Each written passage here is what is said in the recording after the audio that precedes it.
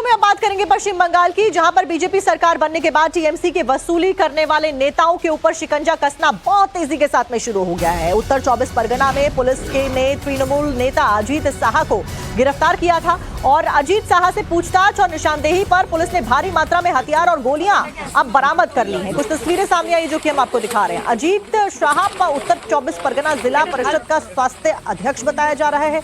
अजीत साहा के साथ में उनके भाई सुजीत साहा को भी पुलिस ने गिरफ्तार किया है। अब इन लोगों ने हथियारों को जमीन में गाड़कर छुपा रखा था, जिसके बाद में मौके पर केंद्रीय सुरक्षा बलों के साथ में पुलिस पहुंची और फिर ये सभी हथियारों को जमीन से खोदकर बकायदा बाहर निकाला गया है पुलिस की टीम के द्वारा। तस्वीरें भी देखिए, इनमें से 2 नाली बंदूकें और बड़ी मात्रा में कारतूस भी शामिल बताए जा रहे हैं। टीएमसी का वसूली गैंग किस तरीके से चल रहा था उसको एक बार फिर से उजागर किया गया है। भारी मात्रा में हथियारों को बरामद किया गया है और पुलिस ने ये सब कुछ निशानदेही पे किया है। बीजेपी सरकार बनने के बाद आप देखिए कि कैसे टीएमसी के वसूली गैंग का बड़ा पर्दाफाश होता हुआ नजर आ रहा है।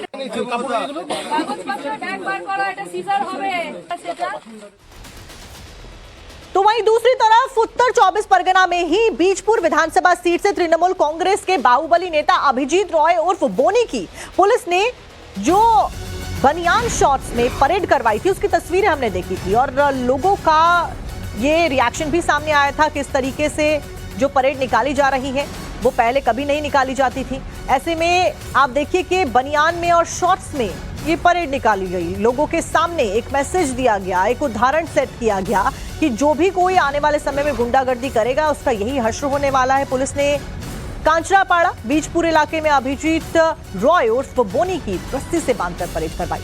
इस दौरान स्थानीय लोगों ने उसके खिलाफ में चोर चोर के नारे भी लगाए। बोनी पर रेलवे कॉलोनी में आतंक फैलाने, क्वार्टर्स पर कब्जा करने, 20,000 से 50,000 रुपए तक की रिश्वत लेने, शराब जुआ जैसे अवैध धंधे चलाने के गंभीर आरोप लगे थे और उसी के बाद में पुलिस ने गिरफ्तार करके कैसे परेड निकाली वो आप देखिए।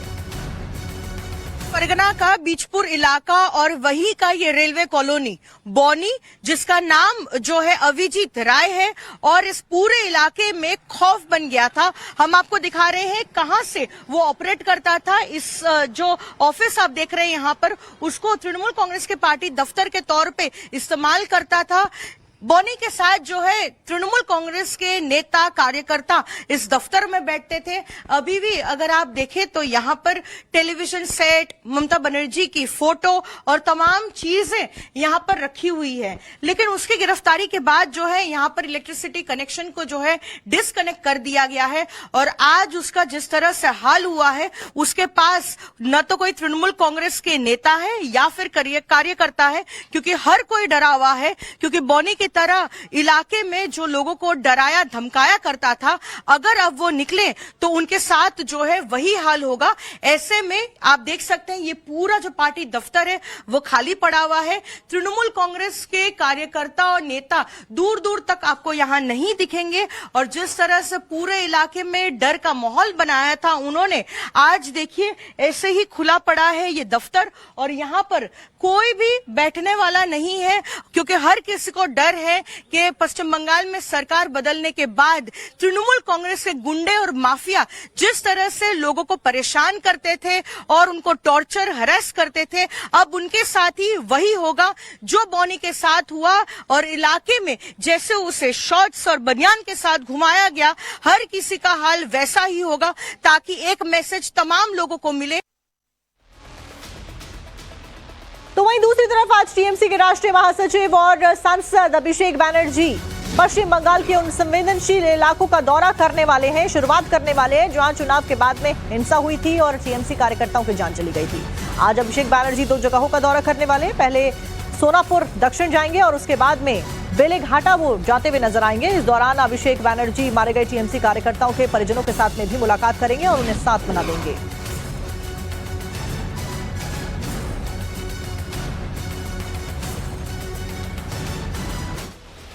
खबरों में अब बात करेंगे पश्चिम बंगाल की, जहां पर बीजेपी सरकार बनने के बाद टीएमसी के वसूली करने वाले नेताओं के ऊपर शिकंजा कसना बहुत तेजी के साथ में शुरू हो गया है। उत्तर 24 परगना में पुलिस ने तृणमूल नेता अजीत साहा को गिरफ्तार किया था और अजीत साहा से पूछताछ और निशानदेही पर पुलिस ने भारी मात्रा में हथियार और गोलियां अब बरामद कर ली हैं। कुछ तस्वीरें सामने आई जो कि हम आपको दिखा रहे हैं। अजीत साहा उत्तर 24 परगना जिला परिषद का स्वास्थ्य अध्यक्ष बताया जा रहा है।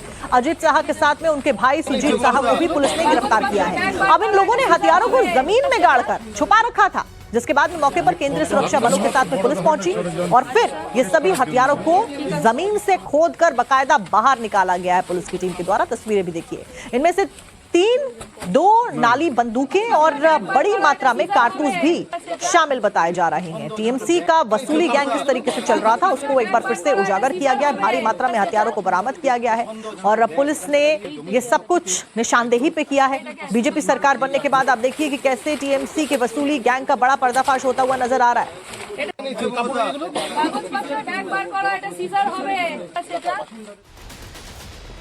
तो वहीं दूसरी तरफ उत्तर 24 परगना में ही बीजपुर विधानसभा सीट से तृणमूल कांग्रेस के बाहुबली नेता अभिजीत रॉय उर्फ बोनी की पुलिस ने जो बनियान शॉर्ट्स में परेड करवाई थी उसकी तस्वीरें हमने देखी थी और लोगों का ये रिएक्शन भी सामने आया था कि इस तरीके से जो परेड निकाली जा रही है वो पहले कभी नहीं निकाली जाती थी। ऐसे में आप देखिए कि बनियान में और शॉर्ट्स में ये परेड निकाली गई, लोगों के सामने एक मैसेज दिया गया, एक उदाहरण सेट किया गया कि जो भी कोई आने वाले समय में गुंडागर्दी करेगा उसका यही हश्र होने वाला है। पुलिस ने कांचरापाड़ा बीजपुर इलाके में अभिजीत रॉय उर्फ बोनी की रस्सी से बांधकर परेड करवाई।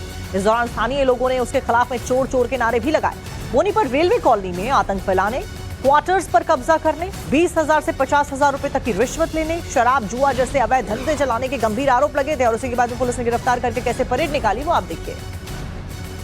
परगना का बीजपुर इलाका और वही का ये रेलवे कॉलोनी बौनी, जिसका नाम जो है अभिजीत राय है और इस पूरे इलाके में खौफ बन गया था। हम आपको दिखा रहे हैं कहां से वो ऑपरेट करता था। इस जो ऑफिस आप देख रहे हैं यहाँ पर, उसको तृणमूल कांग्रेस के पार्टी दफ्तर के तौर पे इस्तेमाल करता था। बौनी के साथ जो है तृणमूल कांग्रेस के नेता कार्यकर्ता इस दफ्तर में बैठते थे।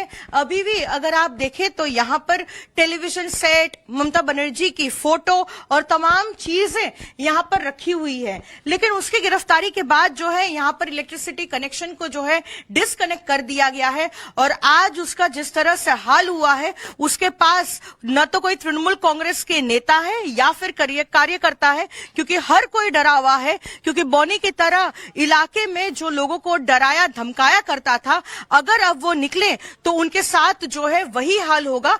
ऐसे में आप देख सकते हैं ये पूरा जो पार्टी दफ्तर है वो खाली पड़ा हुआ है।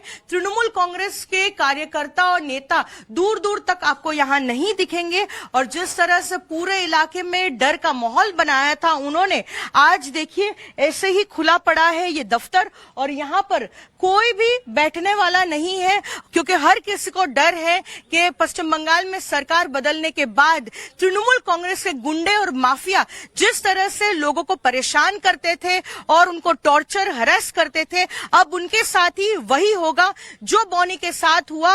और इलाके में जैसे उसे शॉर्ट्स और बनियान के साथ घुमाया गया, हर किसी का हाल वैसा ही होगा, ताकि एक मैसेज तमाम लोगों को मिले। तो वहीं दूसरी तरफ आज टीएमसी के राष्ट्रीय महासचिव और सांसद अभिषेक बैनर्जी पश्चिम बंगाल के उन संवेदनशील इलाकों का दौरा करने वाले हैं, शुरुआत करने वाले हैं जहां चुनाव के बाद में हिंसा हुई थी और टीएमसी कार्यकर्ताओं की जान चली गई थी। आज अभिषेक बैनर्जी 2 जगहों का दौरा करने वाले हैं। पहले सोनापुर दक्षिण जाएंगे और उसके बाद में बेलेघाटा वो जाते हुए नजर आएंगे। इस दौरान अभिषेक बैनर्जी मारे गए टीएमसी कार्यकर्ताओं के परिजनों के साथ में भी मुलाकात करेंगे और उन्हें साथ मना देंगे।